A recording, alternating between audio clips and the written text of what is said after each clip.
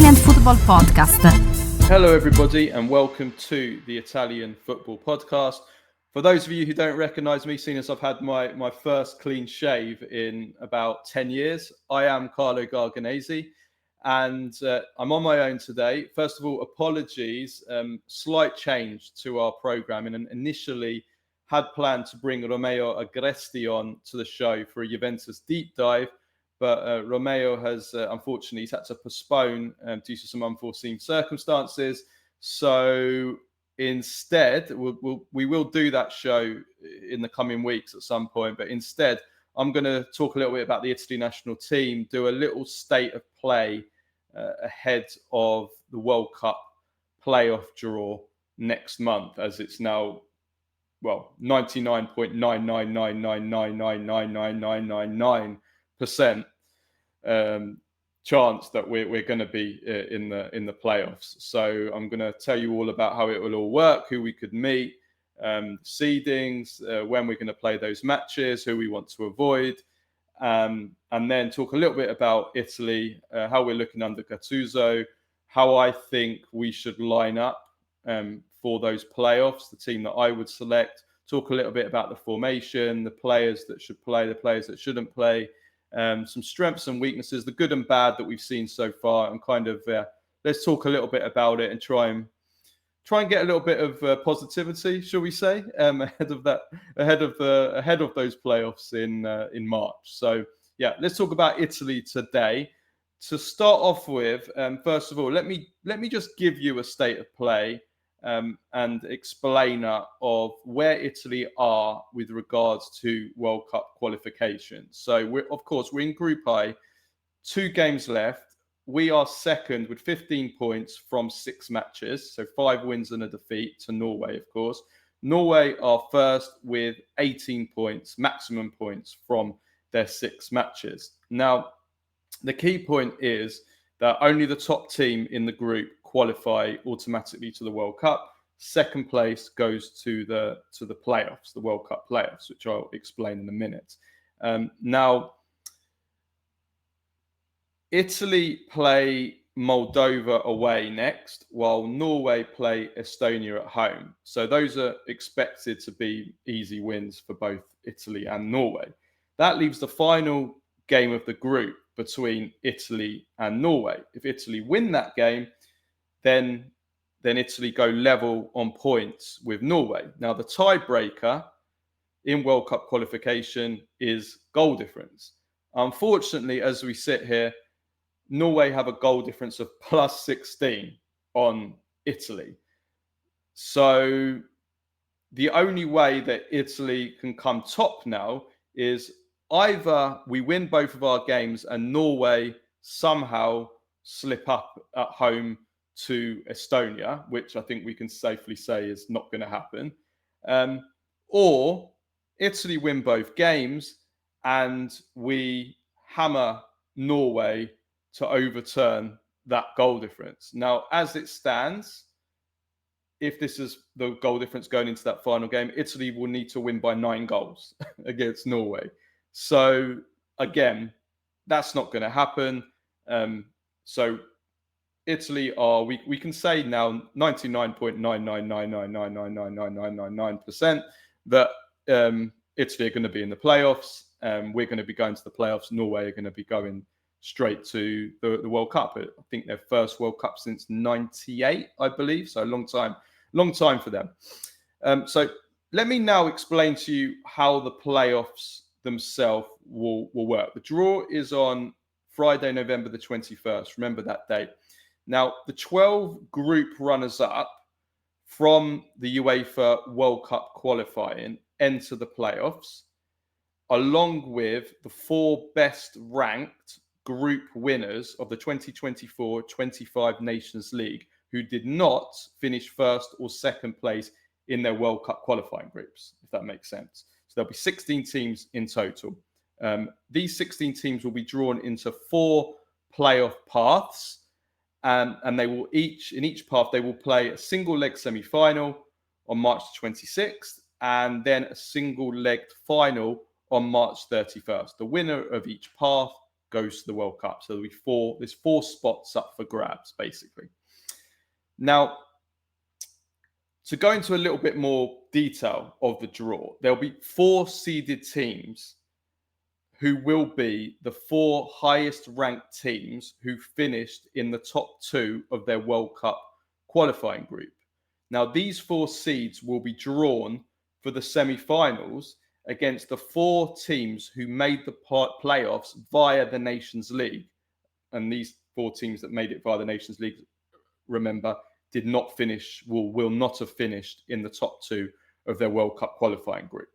So as things currently stand, and there's still a month of matches to play, so there'll be a new FIFA world ranking that will come out as well. But as things stand,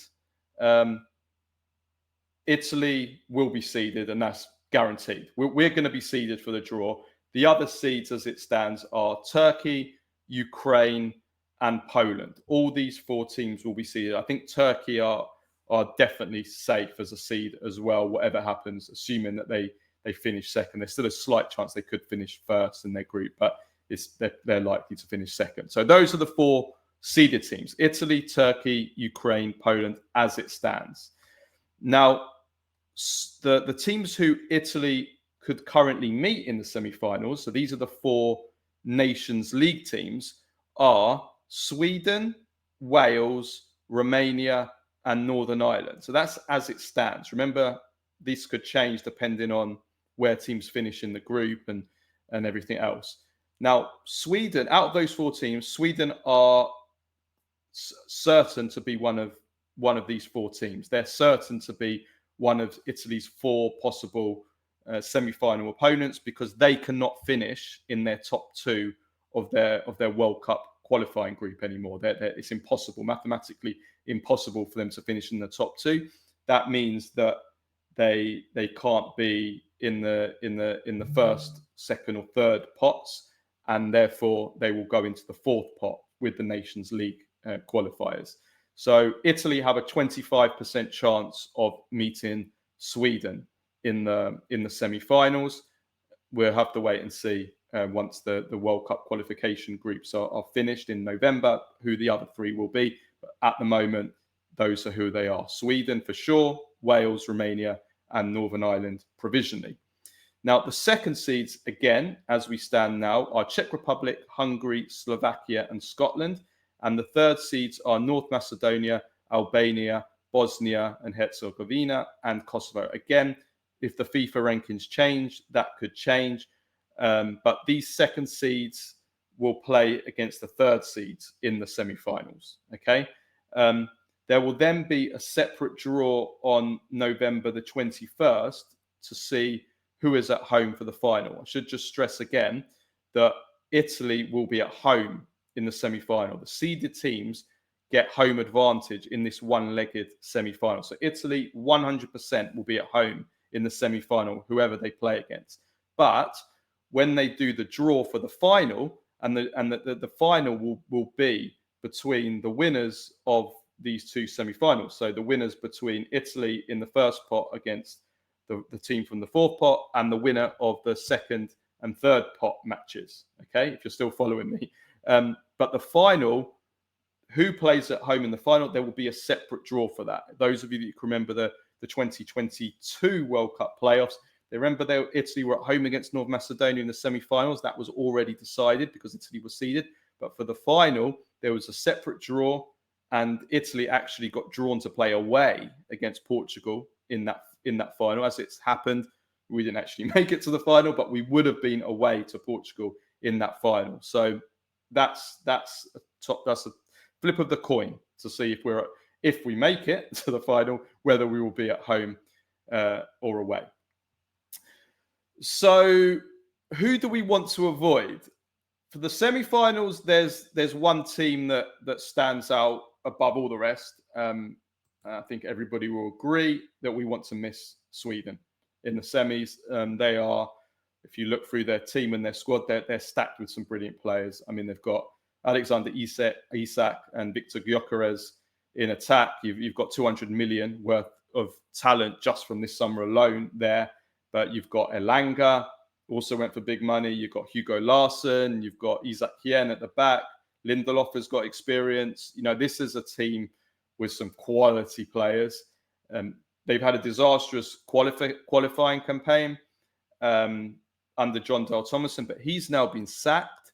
So they're going to bring in a new coach. They're going to bring in a more conservative coach who's going to organize them. And they're definitely going to improve. And you just don't want to, regardless, you just don't want to play against the Sweden. Even at home, you don't want to play against Sweden with this much quality in a all or nothing one-legged match.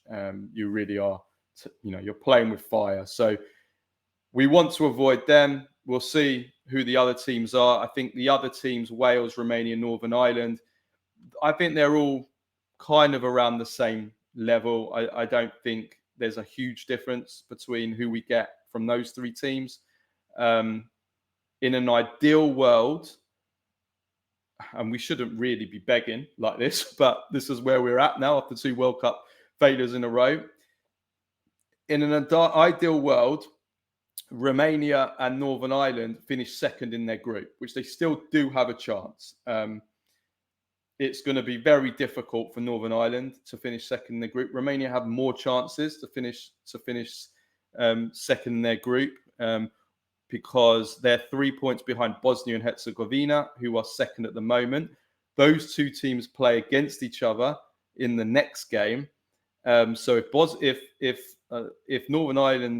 Romania can win that game, they'll go level on points. And then Romania plays San Marino in the last game. And in a bizarre, and this just again sums up how badly this has all been organized by UEFA and FIFA, San Marino actually have more chance, and I'll come to San Marino in a minute. San Marino actually have more chance of getting into those 4 Nation League spots if they get hammered by Romania in that final game. So it's actually in San Marino's interest to lose by as many goals as possible in that game against Romania. That gives San Marino more of a chance, and that will also give Romania a chance to finish above Bosnia on goal difference if they end up finishing level on points, which is very, very possible. But that could be the case, even if they draw their game and then Bosnia play Germany in their last game. So Bosnia lose to Germany, and then Romania win, they'll finish level on points. So there is a good chance that Romania and Bosnia will finish level on points. It will then go down to goal difference, and then San Marino will deliberately get hammered by Romania in that final game. And the reason for that is, and I'll explain now, if Romania and Northern Ireland finish second in their group, what will happen is it then moves down to the next highest ranked Nations League group winner as to who takes the playoff spot. The next in rank is Moldova. So Moldova first. So if one of Romania or Northern Ireland finish second, Moldova will be one of Italy's 4 possible opponents in that semi-final. If Romania and Northern Ireland both finish second in their group, San Marino then come in as the final team that Italy could meet. So that's where it's in San Marino's interest, because San Marino want Romania to finish second, because if Romania finishes second, that boosts their chances of being in the playoffs. So can you imagine San Marino actually in a playoff to get to the World Cup? But yeah, this is where we're at now. So the point I'm making is this: if Romania and Northern Ireland finish second in their group, that makes the draw easier for us. It gives potentially easier, because that gives us a chance of meeting a Moldova or a San Marino, which would be virtual buys for us. Let's be honest. They're the 2 games where we can actually pretty much say for certain we'll win them.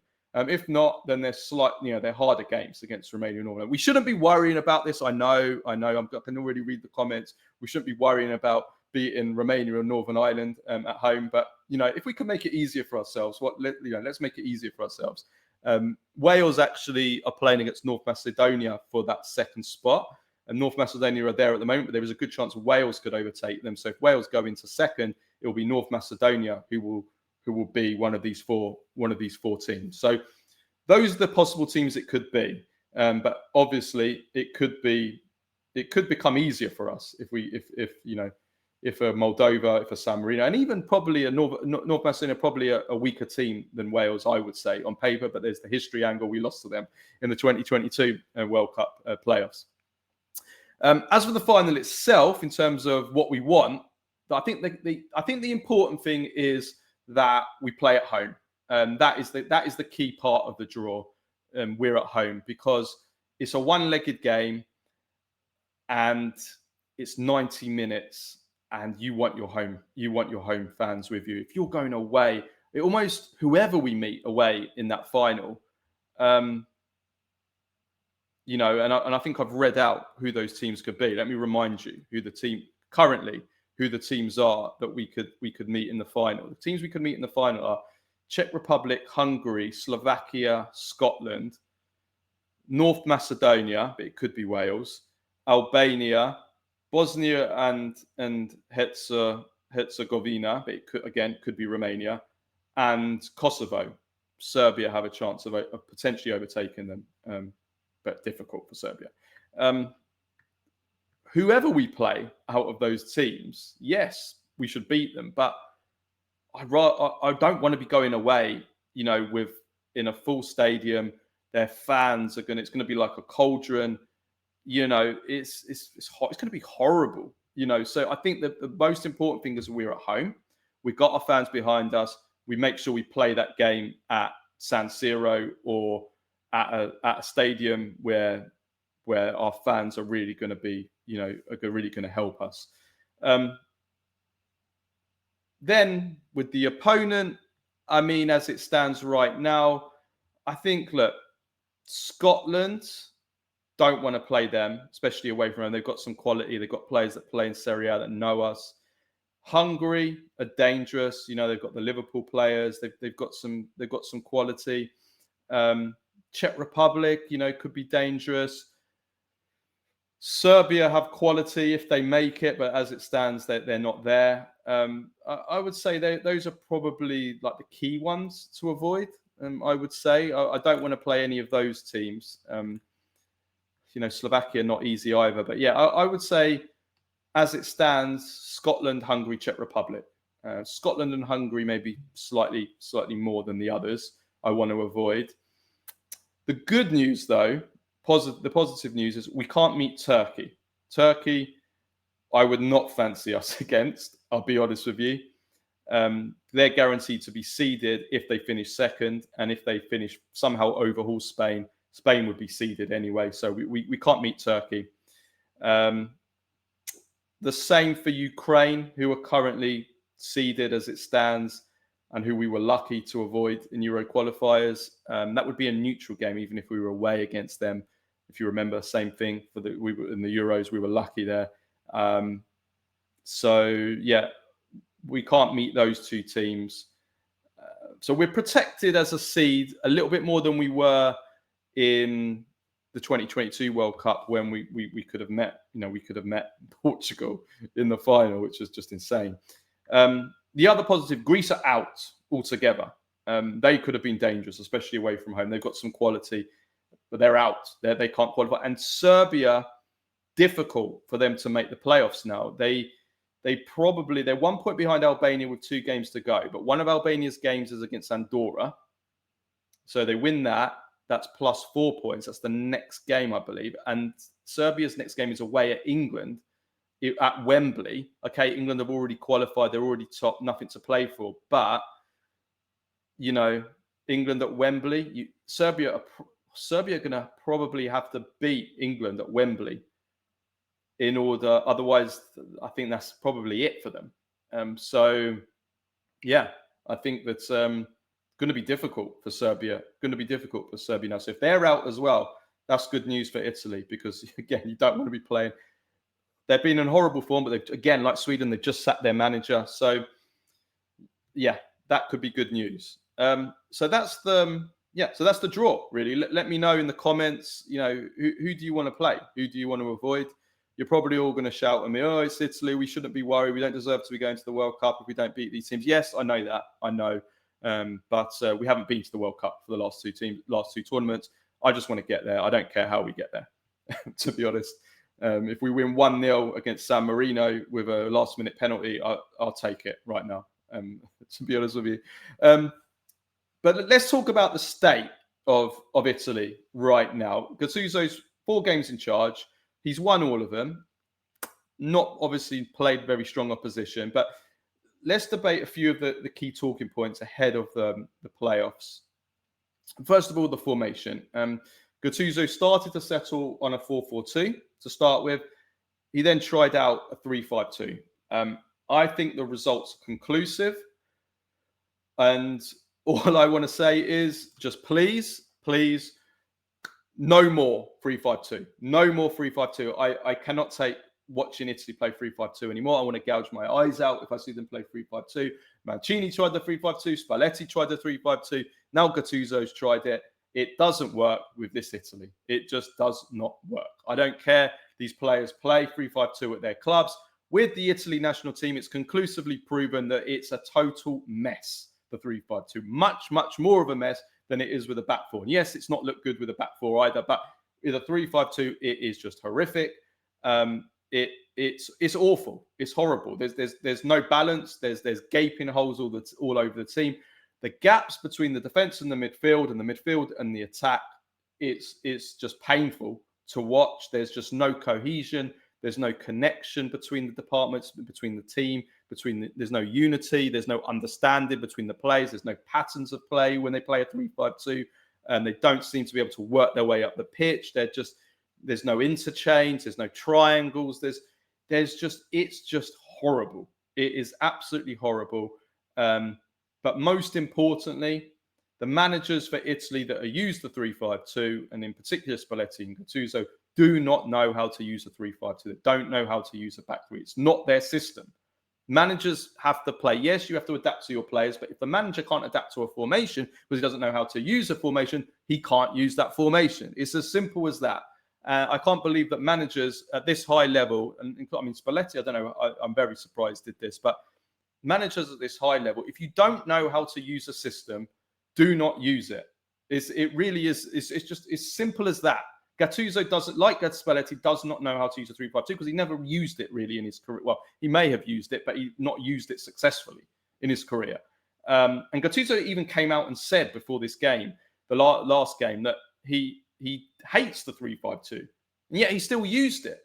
So, I mean, you're already putting that out into the universe, you know, your players, into their minds, into the back of their minds, that your manager doesn't like 3-5-2, and then you use it. So already you've lost already by saying that, and they can't, and he doesn't know how to use it. So just stop using that formation and go to a back four. Whether that's the 4-4-2 or if it's the 4-3-3. I mean, look, Italy have 2 games to go in this group. They've got nothing to play for really in those games in terms of results. Use those games with a back four and just try and get a system working that the players understand and get that variation right, whether it's a 4-4-2 or a Napoli 4-4-1-1 or a 4-3-3 or a 4-2-3-1, whatever it is, just has to be a back four, not this 3-5-2 nonsense. If the players want a 3-5-2, if the interblock start crying like they did in the Euros that they want you're using a back four. It does not work, the back three, okay? So stick with the back four. Stop all this flip-flopping around. Let's stick to a formation. Let's not confuse the players by changing systems all the time. And let's just stick with it. And let's try and get some rhythm going. Let's try and get some automatisms going in this games against who they play, Moldova and Norway. And let's just get things, let's get things working for these playoffs. As for who should be our starting team going forward, okay. Well, goalkeeper obviously Donnarumma. Now, right back is a tricky one. I mean, Di Lorenzo. I'm sure Di Lorenzo will play. I don't think that Gattuso's not going to play, and maybe out of necessity he plays because there is no other natural right backs I think are ready and are better than Di Lorenzo right now. I don't think Di Lorenzo is good enough. We need to change him. He's a liability, but we don't have an alternative right now. The only alternative I see, I'm not sure I like Cambiasso at right back, but he could play there. So I guess that's an alternative. But the only realistic alternative I see is Spinazzola at right back. Spinazzola has played there. He played there for Napoli against Sporting in the Champions League, played really well in that system. I think Spinazzola at right back is an option. So I'm not saying for certain, but he's an option. So just keep that in mind. Left back, if you don't play Spinazzola at right back, I would play Spinazzola at left back. Udogie is another option. I'll come on to him in a minute. But for sure, I want Spinazzola in the team. If he is playing as he is right now for Napoli, because he can beat his man, he offers us something extra going forward. He offers us an extra dimension. And even defensively, it's not a strong point, but he's better than Di Marco. So I think if you're choosing defensively between Spinazzola and Di Marco, I'd actually rather have Spinazzola at left back than Di Marco. If we decide to play Spinazzola at right back, though, then I would place Udogie at left back. I wouldn't play Di Marco. I want to minimize our weaknesses as much as possible. And that means not playing Di Marco at left back, and ideally not playing Di Lorenzo at right back, but we're kind of lacking options. At left back, we do have options. I want to minimize our defensive weaknesses. So I want either Spinazzola or Udogie at left back. It doesn't mean I don't see a place for Di Marco, which I'll come on to in a minute before you start shouting. But no Di Marco at left back. As for centre backs, it's tricky, as I think we've got a really, really good group of centre backs comparatively to other nations. Like comparing ourselves to other top nations in terms of players, personnel, we've actually got a good list of options at centre back. And we also have some good young centre backs coming through. Leone, obviously very sad what happened. And, Coppola, although he's not getting game time, I think these are two really talented young centre backs. Even some of the youth defenders coming through. We've got some options there. And obviously with Calafiori, with Bastoni, with Buongiorno, we've got three top centre backs. The problem especially with Calafiori and Bastoni, is these are back three centre backs in terms of centrally. We're talking about centrally, they're better. I think they're better in the back three. I mean, Calafiori did play for Bologna in the back four. Buongiorno has been playing for Napoli, but generally, I think these players are all better maybe in a back three. Some people might argue with me here on Calafiori, but certainly with Bastoni, let me put it this way. I think that all the centre-backs still, maybe not Buongiorno so much, but I think that Bastoni for sure, one of the best defenders in the world in the back three.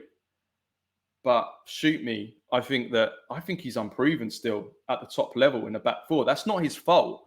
That's because he hasn't barely played much in the back four. So, that's the concerns with this with the centre backs. But you have to play them. So I think Calafiori and Bastoni would be my two centre backs with Buongiorno as an alternative. The key thing, no more Mancini. Not good enough. He's not good enough. I don't care if he scores a goal now and again off a corner. He's not good enough as a centre back. We cannot play in a back three or a back four. I don't care. Mancini cannot play for Italy. I don't want him. I don't even want him in the squad, actually. I don't want him to ever be the chance that we might have to play him. But definitely not starting. So no more Mancini. As for the centre midfielders, and I'm going to pick this system as if I'm doing it as a 4-4-2. I would say Barella and Tonali pick themselves. There's nothing really to say about them. Then left midfield. So I'm coming back to left midfield now. My mouth's getting dry. Di Marco. I'd play Di Marco at left midfield. He has less defensive responsibilities playing at left midfield, and you get to make use of his qualities, which he has in abundance. His delivery of the ball, his shot, his great use of the ball, his great passing and creativity, and also his set piece ability, which I think you want him in your team also to give us those qualities as well. I play him at left midfield. I think that's his ideal position, even more so than as a wing back. I mean, a wing back, yes, but he's not the quickest player getting up and down. I actually like him. I actually think 4-4-2 is man-made for him, DiMarco. I think it's the perfect. As long as he's got a player behind him, I think just give him the ball and let him use that magic wand of a left foot. So yes, DiMarco at left midfield. Right midfield is a tricky one in the 4-4-2 because we don't have many natural options. I think Politano maybe would be the preferred choice, even though he's not a natural right midfield. He's more of a 4-3-3, 4-2-3-1 right winger. He works so hard. He will give us that defensive coverage. He will give us balance.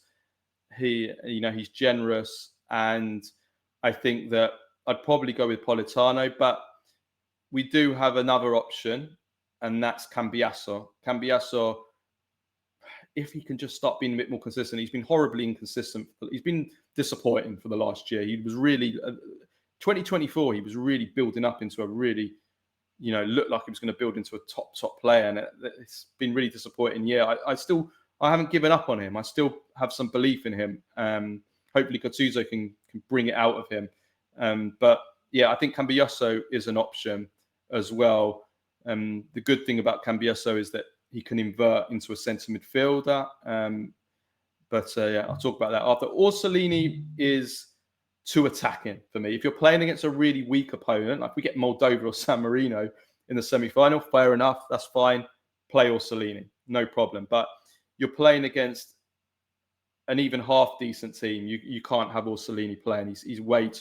He's far too attacking, and he can't help you.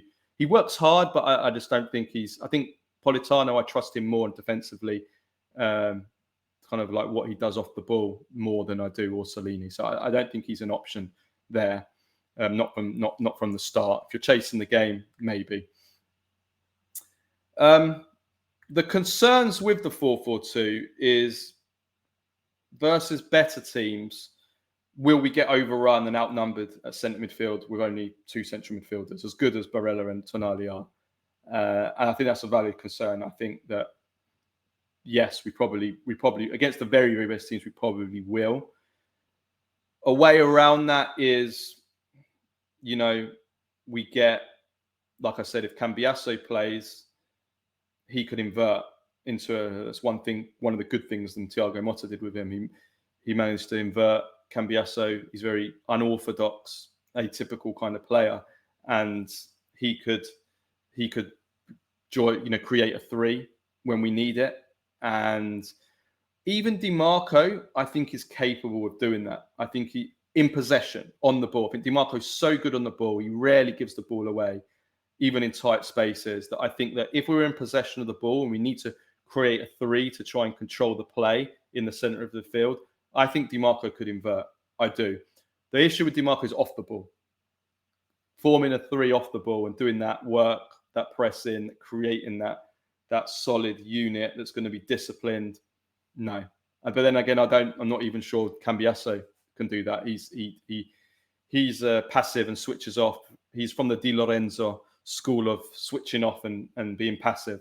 So yeah, I think that's the issue there.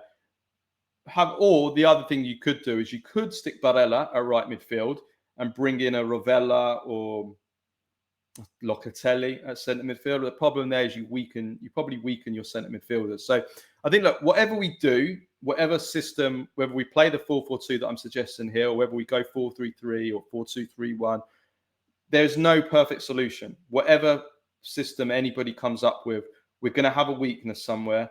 And because, we don't have enough quality players in certain positions, we don't have enough depth, we just don't have enough options in all areas of the pitch. So, we have to just try and, I think, minimize our weaknesses as much as possible. And that's why, I've suggested taking Di Lorenzo out, not playing DiMarco in defense. Try and minimize those weaknesses, make ourselves as compact as possible, and then, try and make the best out of our qualities. And I think certainly, in attack, I'll come on to our strengths and weaknesses in a bit, but I think Retegui and Kean, they would be my front two, with Pio Esposito as the first alternative. So, let me sum that up then.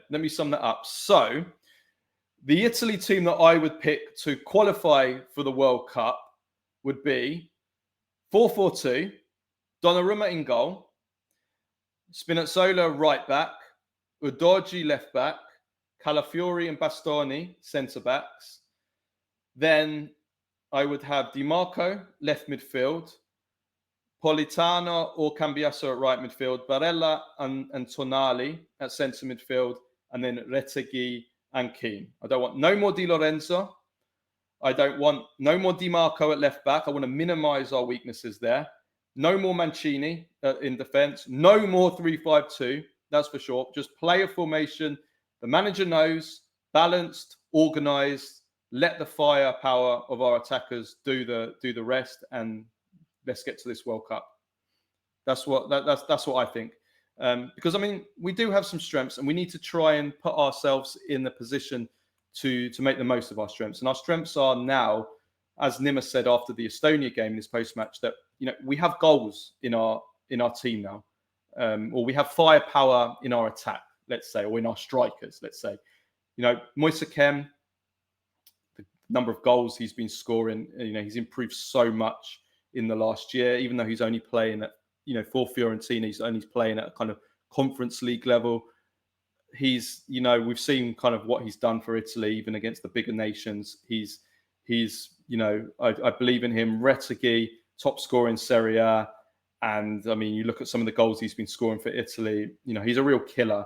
And so I think there's goals in those two. And Pio Esposito showed promise in that first game against Estonia, and he's looks good. And I believe in the qualities of this guy as well. So I think in those three, there's goals, there's firepower.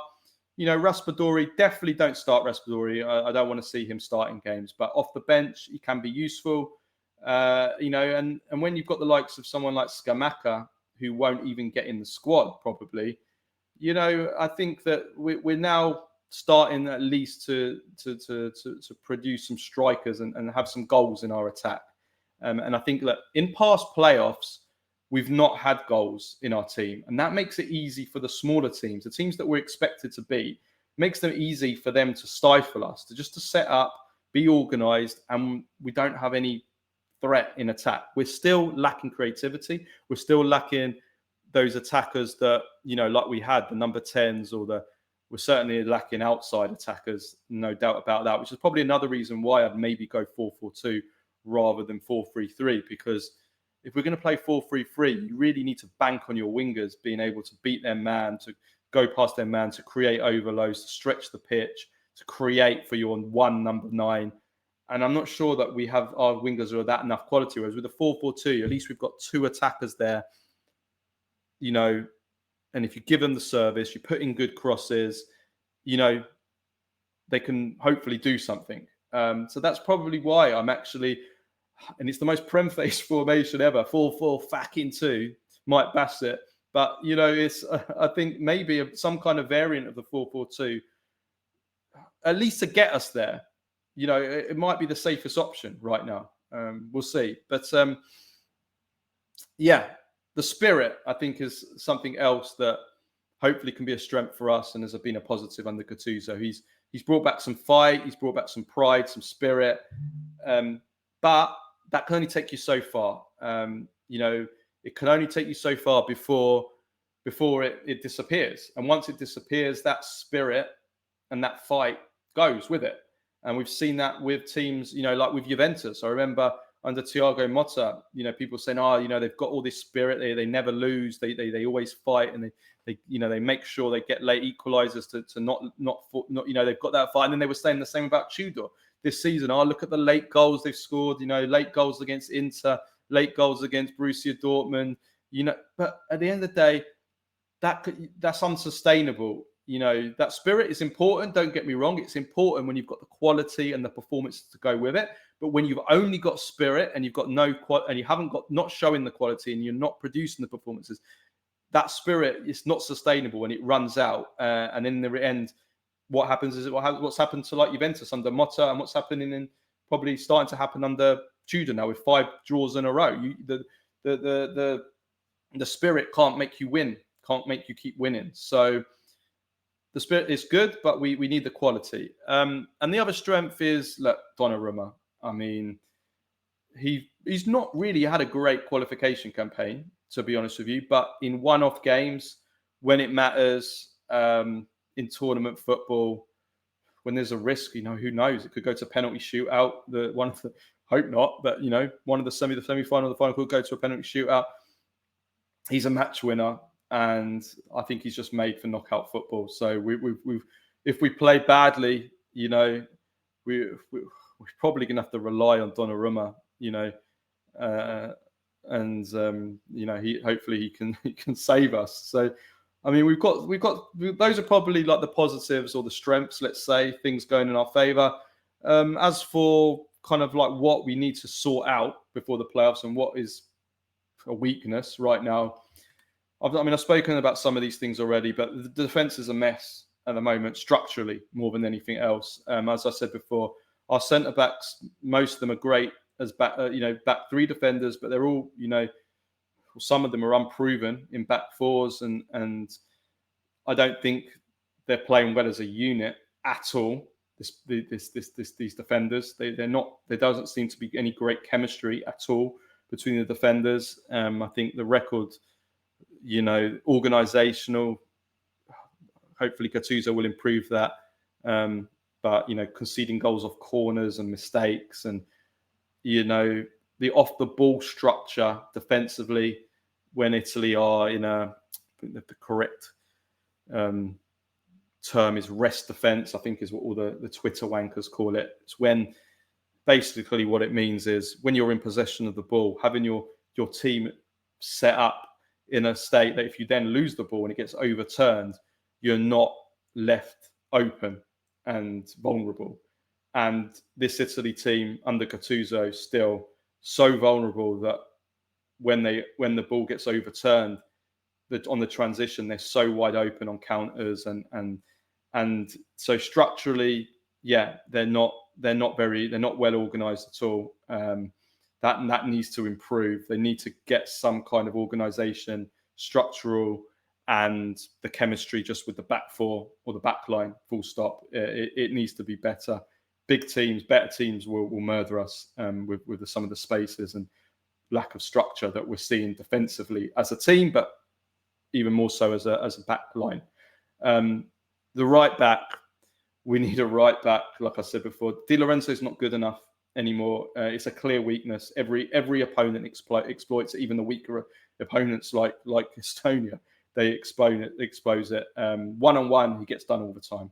Any half-decent winger that runs at him one-on-one either goes past him or they get a cross in or get a ball in, because he's like I said, it's the Di Lorenzo school of defending, passive. Don't close your man down. Never, ever. Di Lorenzo never stops crosses from coming in.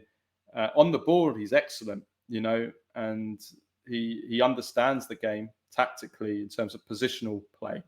But defensively, I just don't. Yeah, he's a weakness. He's a liability, and opponents will target him in these playoffs. Unfortunately, as I said before, we don't have any natural right backs right now that are better than him. I don't think we do, unless you throw in an unproven developing youngster, someone like a Coyote. He's not even necessarily a regular all the time for Brentford. Unless you bring in someone like that and just take a gamble, I just don't think you could. I just don't think you can take a gamble at this late stage like that. I don't think so. If you're going to do it in these two games now, but you can't do it in the playoffs. The centre midfield depth, I think, is a bit of an issue. Fine, if Barella and Tonali are there, that's okay. But if we want to put in a third centre midfielder, so we're not overrun, who do we go for? I feel like all the centre midfielders under there, none of them have really stepped up and really convinced me. Locatelli, he's done okay, but I'm never quite sure about him. Rovella still needs to prove himself, let's take that next step up. And then I'm just not sure. And we've gone from a few years ago having the best centre midfielder in the world, best centre midfield in the world, and incredible, probably the best, well, definitely the best depth as well. So suddenly just having like two options, one of whom is often really exhausted. I mean, both of them are going to be getting overplayed for club and country now, Tonali and Barella, but Barella especially, we've seen the tiredness.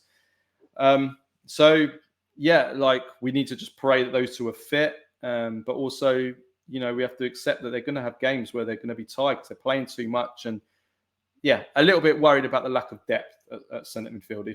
If you know, even if our first two choices are top players. And finally, pressure, like the pressure of not qualifying. You know, it is heavy, and you know, 2 World Cups in a row without qualifying.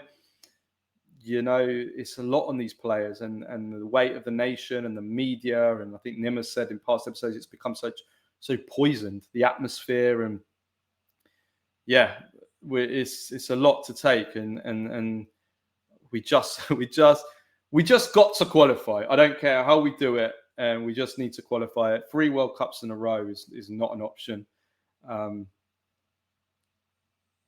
However we do it, by hook or by crook, even if it means Donald Trump fixing it so that all the Italian Americans in the United States can go and not lose out financially. Donald Trump, if you're watching this, just fix it for us. Let's just fix the World Cup. Let us go to the World Cup, please, because I can't take another World Cup without Italy. Okay, right. Let me leave it at that. There you go. 45 minutes all on my own. Yeah.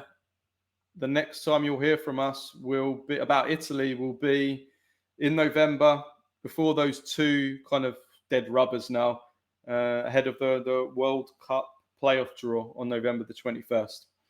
So yeah, we will wait till then. Next week we'll be back with normal programming. We will have a review of the Serie A returning this weekend, and we will have a Q&A as well, probably, and we'll also have a midweek review of the Champions League action as well. So everybody have a great week, great weekend, and we will see you next week. Ciao, ciao.